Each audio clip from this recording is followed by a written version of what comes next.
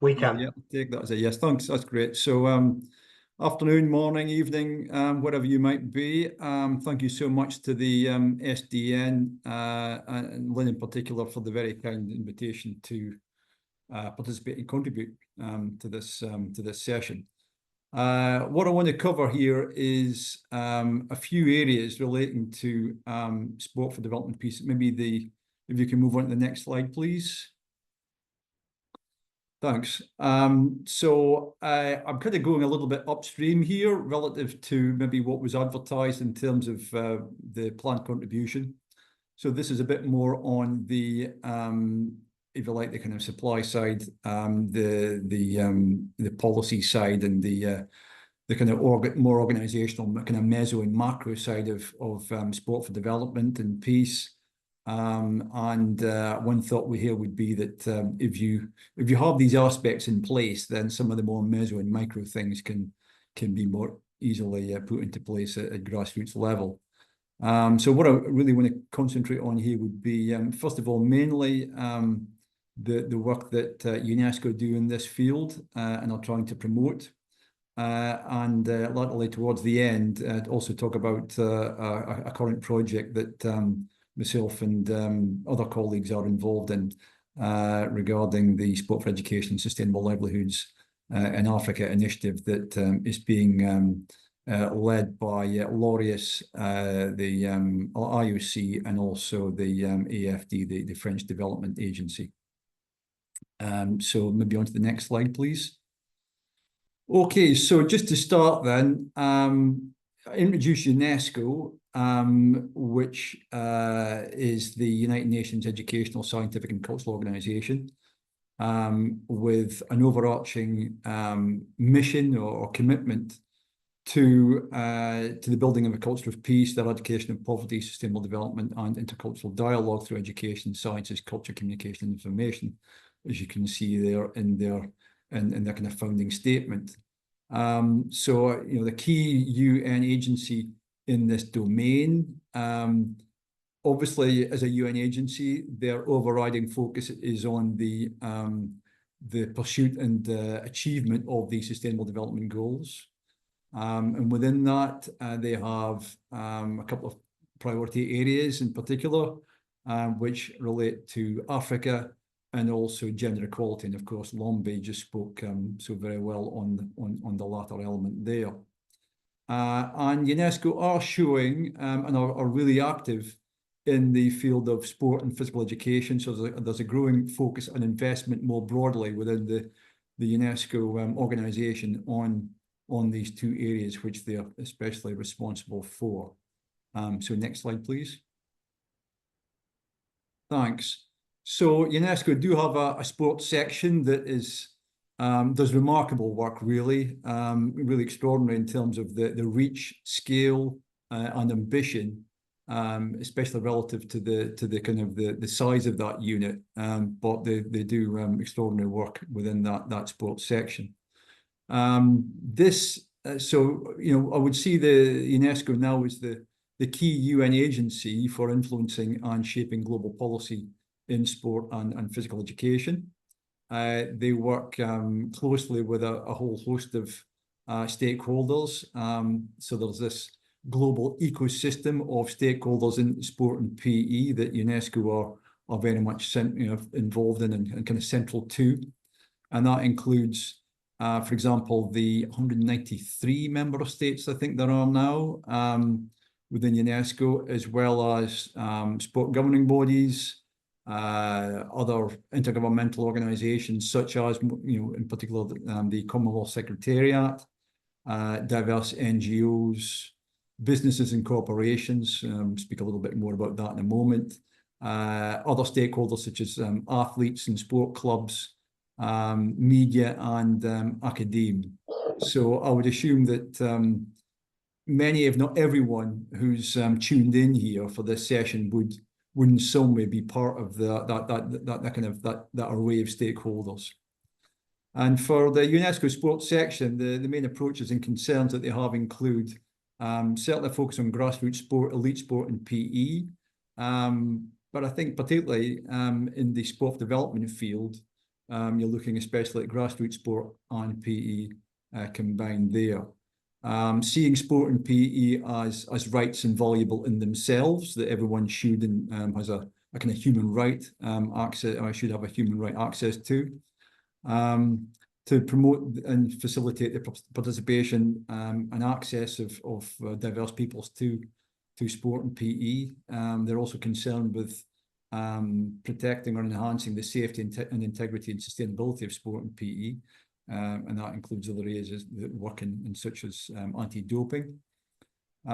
Utilising sport and PE for promoting the Sustainable Development Goals and encouraging overall and pressing policymakers and other stakeholders to work together to deliver and to produce international cooperation around sport and PE that also obviously very much connects to and helps to deliver the Sustainable Development Goals. Which leads to the next slide.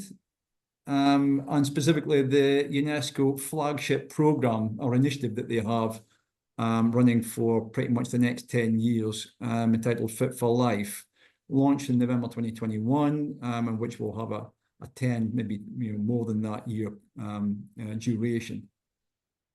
Many of you may be familiar with Fit for Life, but just to kind of cover that and to recap, its main objectives are around increasing grassroots participation in sport quality PE and reducing inactivity and chronic disease, supporting the development of quality and inclusive sport policies, which drive health, education and quality outcomes, using values education through sport to empower young people, and that includes promoting equality and building social emotional resilience, as they put it, supporting teachers and coaches to deliver quality student-centered sport education curricula. So there's that key dimension there in terms of the delivery side, and building an evidence base to support targeted investments in sport, particularly around the post, and to accelerate recovery from the COVID-19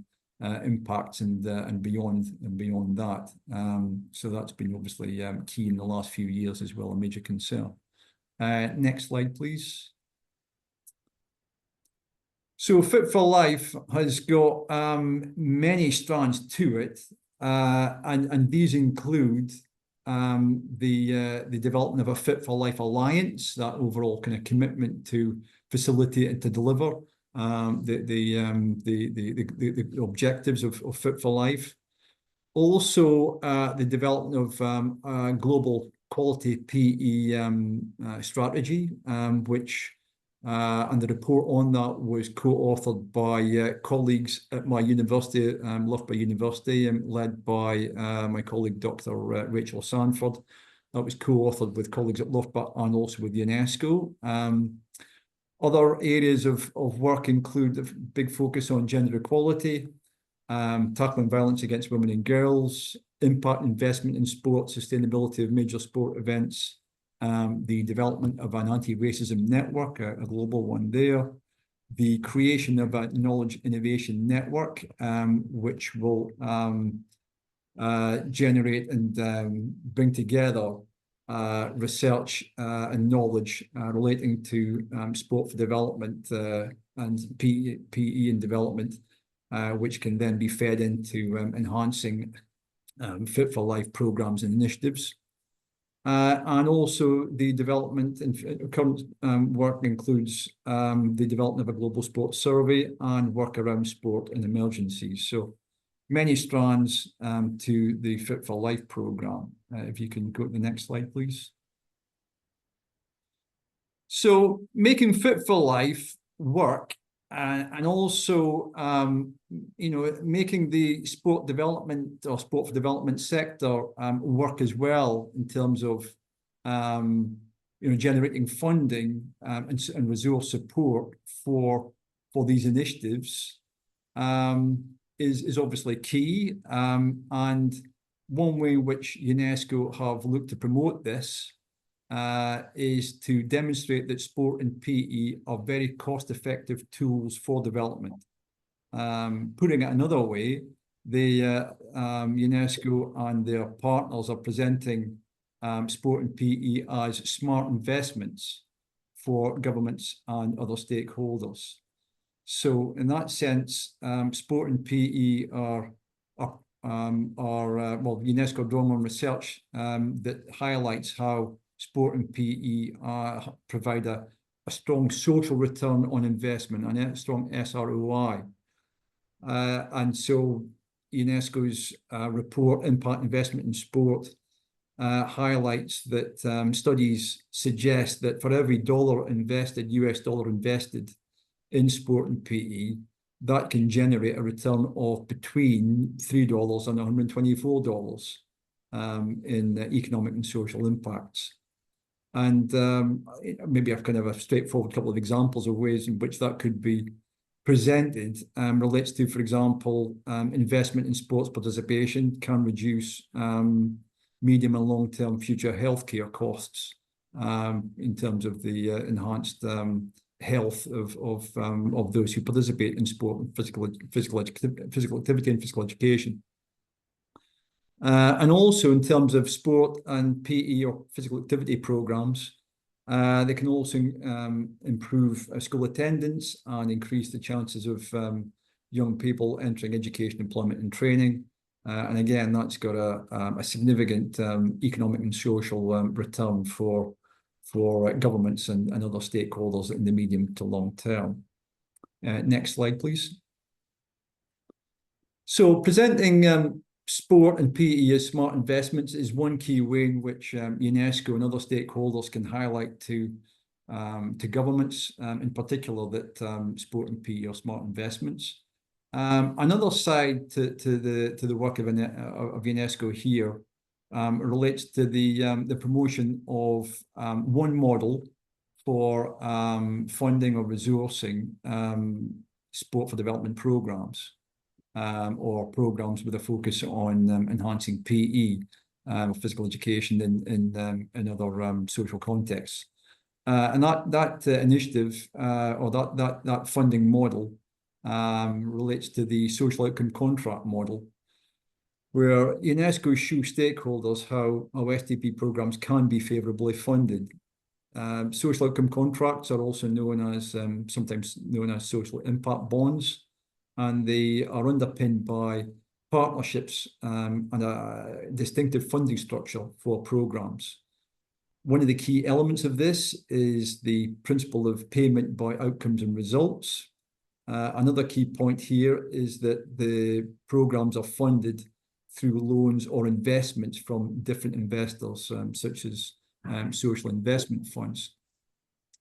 And in theory and in practice, this makes programs more, or should make programs more attractive to governments, local authorities and charities, in the sense that they will only pay for programs that work according to this funding model. Next slide, please.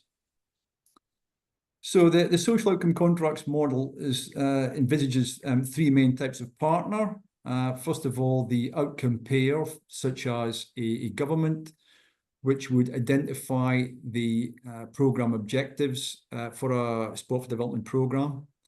And in principle, they would pay only when the planned outcomes are achieved. If these outcomes are not achieved, then the outcome payer would not be paying. Secondly, the social investor, which plays a key role here, such as a social investment fund. They would provide the loan or investment in advance for the program to be implemented by the third category here, the service provider. The social investor would be repaid along with receiving some interest when the planned and agreed outcomes of the program are achieved. And the third stakeholder here, the third partner here with these SOCs, would be the service provider, such as an NGO, which would implement the program and would be paid to deliver the program and would receive that funding whether or not the program was successful. The outcome payer would repay the social investor when the program is when the planned outcomes of the program are achieved. So a key point here really is that the social investor takes the risk and the outcome payer only pays when the results are achieved. That is the kind of basic principles of the model. There are slightly more complicated versions when it's put into practice. Sometimes there are larger sort of service providers who can then link with the outcome payer and the social investor in order to facilitate the delivery of programs by a set of smaller service providers. But that, in principle, is the kind of the broad structure of this SOC model. Next slide, please. The next slide, please. Thank you. So that's the kind of work that UNESCO are doing and promoting through Fit for Life, but also the ways in which they're highlighting how sport and PE are smart investments, and also highlighting innovative ways in which programs might be funded, and in ways in which the stakeholders such as governments may be drawn more actively into developing and facilitating these programs. A final approach that I want to focus on here relates to pathways to education and sustainable livelihoods. Here, the focus is on using SDP programs to help youth who are not in employment, education, or training, but also doing so in a much kind of larger scale, perhaps, than has often been the case with many SDP initiatives. So the focus here is on the CESLA program, which has been developed by Laureus along with the IOC and the AFD. The overall focus is on using sport as a tool, a mechanism to engage young people and to help to direct them as well into sustainable livelihoods. The context for this program, which is being implemented across Africa, is that obviously the major challenge for a growing population, such as in Africa, where something like 60% or more of the population in most countries there are aged under 25, and at least something like a quarter are classified as not in employment, education, or training in terms of the fixed or relatively sustainable way.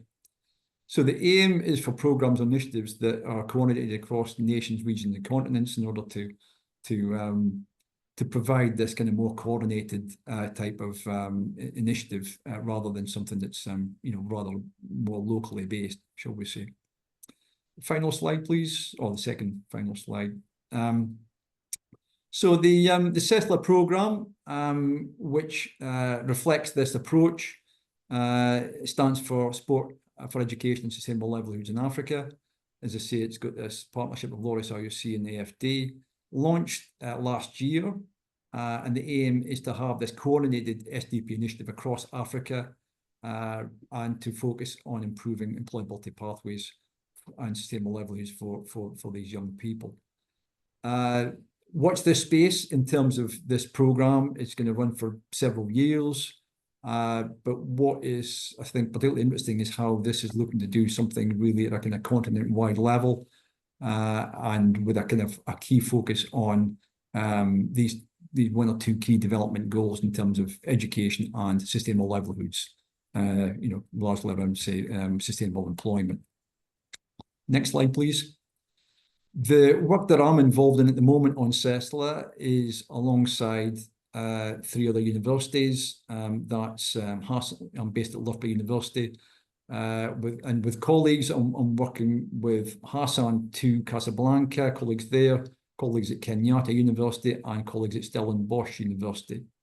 We are working on the development of a training program to upskill SDP and wider development officials and volunteers in Africa to enhance the delivery of CESLA and other SDP-related initiatives.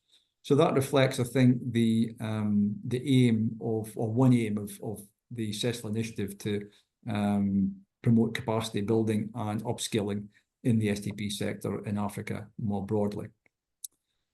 Final slide, please. So just to wrap up from me then, I'll summarise. Please do have a good look at the great work that the UNESCO Sports section are undertaking. Most obviously, the flagship Fit for Life initiative. And you may also be interested in how UNESCO highlighting the sport and physical education as smart investments, which are key arguments that I think we need to make in the policy space to key stakeholders, key decision makers within our ecosystem, as it were, most obviously with national governments and maybe other potential funders of programs.